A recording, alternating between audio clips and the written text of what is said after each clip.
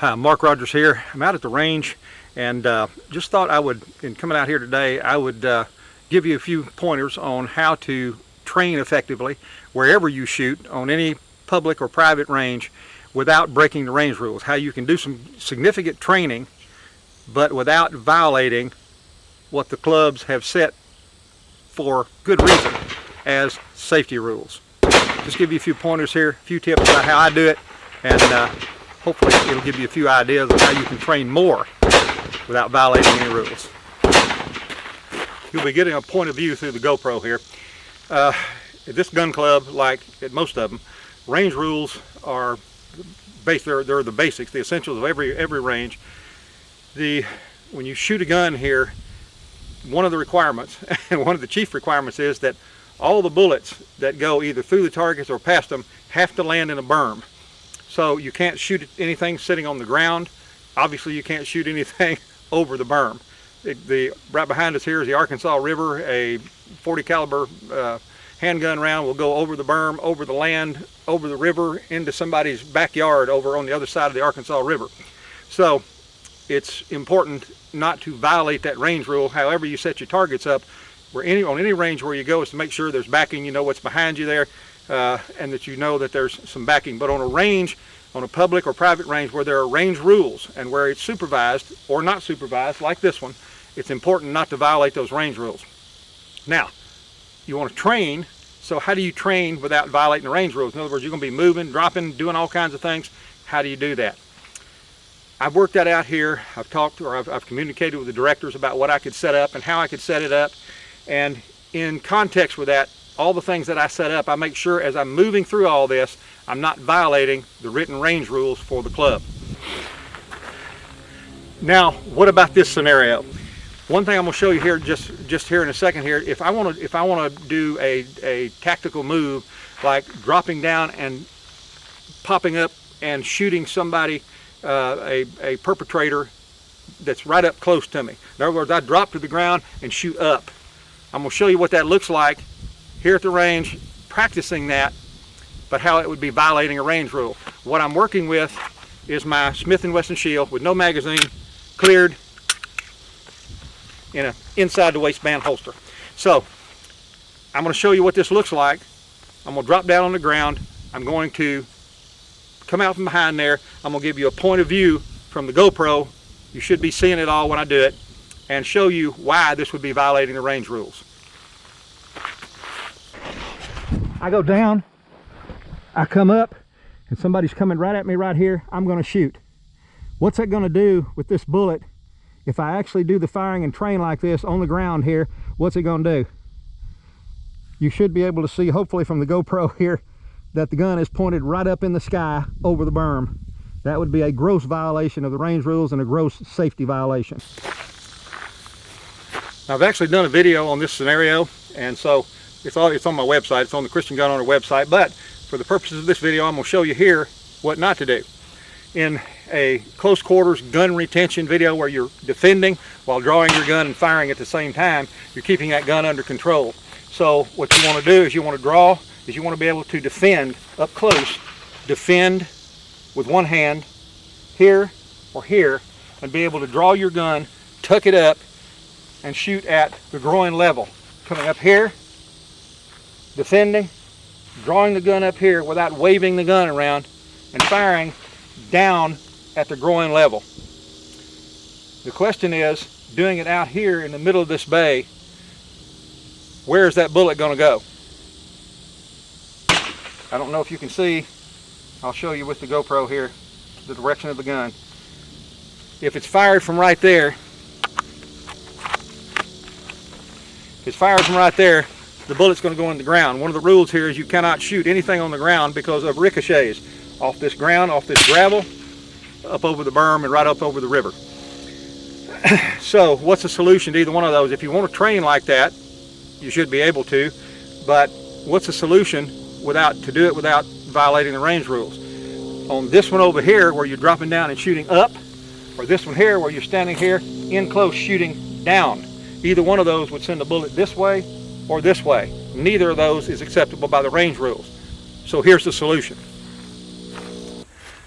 I'm not going to drop or draw again because the solution to both of those scenarios is the same. You simply move this target right back here to the berm. It's right here in front of the berm. So if I drop down on the ground right here and I shoot up at the head of this thing, it's going to land right up here in the berm. If I draw my gun, tuck in right here, hold here, and shoot at the groin area, it's going to go right in the bottom of the berm. That's how you train in those scenarios without breaking the range rules. Make sure that any kind of training that you're doing, however you're running and dropping and kneeling and doing whatever you're going to do, make sure your bullets are going to hit the berms. That way you're not violating the range rules. Show you some more stuff here, just a second. I've done a video here recently where I grabbed some weights. I brought some weights out here. I'd drop down out of a chair and do some push-ups on the weights, and I'd run down to the other end of this bay with the weights and run back down here and then do some more push-ups and grab a gun and start shooting. But what I did not do was take a weight and run with the gun in my hand. Now, obviously, people on a range like this, when it's set up for steel challenges and pistol challenges, competitions, there are people running through here with guns, but that's with a referee and some judges, and that's with somebody right behind them, and that's doing it a particular way under very controlled conditions. So when you get out on a range like this, there are a lot of things. We have a good set of range rules for this club, but just because something is not written doesn't mean it's not a rule. You need to use, well, let's all just say we need to use good sense when we're out at a gun club. Just because something is not written down doesn't mean we shouldn't pay attention to what we're doing and heed what good safety would be. In any scenario where you're running and moving, if you have a malfunction with your gun, keep in mind what you're doing the whole time you're doing this. I know my eyes are shaded here. I have to constantly change positions here because the sun's going in and out from the clouds over here, and I get the camera lighting set just right, and then all of a sudden my face looks like a ghost and everything around me is lit up with the sunlight, so I'm having to turn the camera around. In any case, when you're out on the range like this and you're moving, doing a lot of moving, what you absolutely have to do is pay attention still to what you've got in your hand, which is your gun. If I'm running, moving through all these targets, which I do commonly on videos here, I'm running from one target to the next and over here and back over to this. If I have a malfunction, what I have to do is stop everything to pay attention to what's going on with that gun. What you cannot do, if you're moving, you have a malfunction, you can't just suddenly go, oh man, and turn around with that gun pointed the other direction. When you're training, it's really easy to lose track of what's going on, even about what's in your hand. So when your gun malfunctions, if you have a malfunction with your gun, the important thing to do is to keep it pointed downrange. Let's say you're shooting, and all of a sudden you get a click, and that gun, your slide's not locked back. There's still rounds in the magazine. You don't start fooling with your gun right there. You stop running. You stop moving. You forget about what's out here, and you pay attention to what's in your hand. Paying attention to what's in your hand means you're pointing that gun downrange, and that gun is pointed right at the berm. Not at the ground, not up in the air. It's pointed at the berm. You wait 20 seconds, and then drop your magazine, eject the round that's faulty, and go ahead and continue with your shooting once you get everything back in order. But the main thing to do is when something like that happens is drop everything, stop.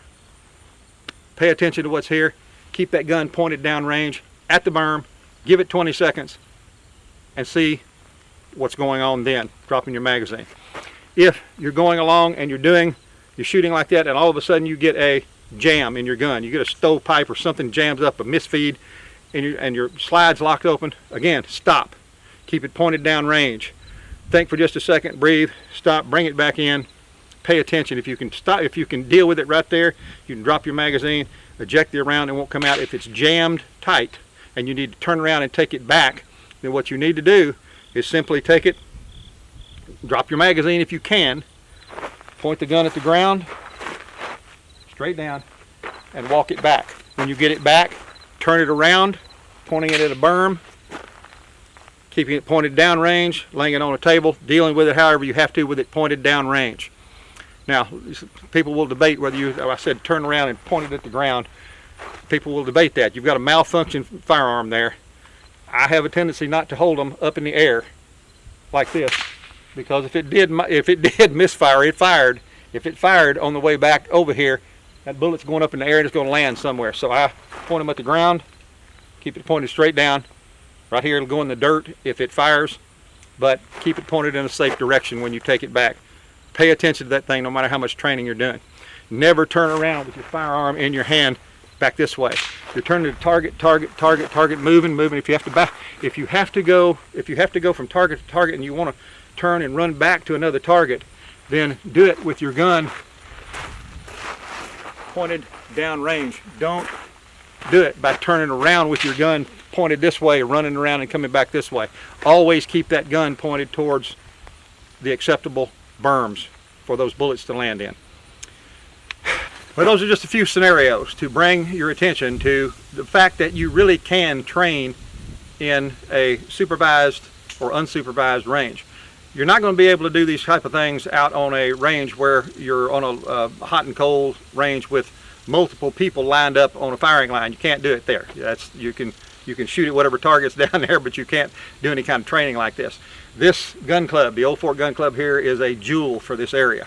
And what I make sure of when I come out here and I set up all these different kinds of targets, including all this steel, and we're doing all the movement that we're doing through here, I'm always cognizant, I'm always aware of those written range rules that the directors have put up there for a very good reason. That's to keep everybody that comes out here safe. This is a remarkable club. It's the best in the region, and it gives us a place to train.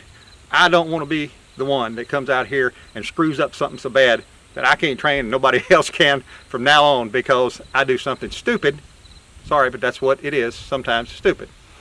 I can come out here and train, and I can make sure at the same time that I'm obeying the range rules and keeping this place one of the great places in the area to come out and not only just shoot and practice, but to train also.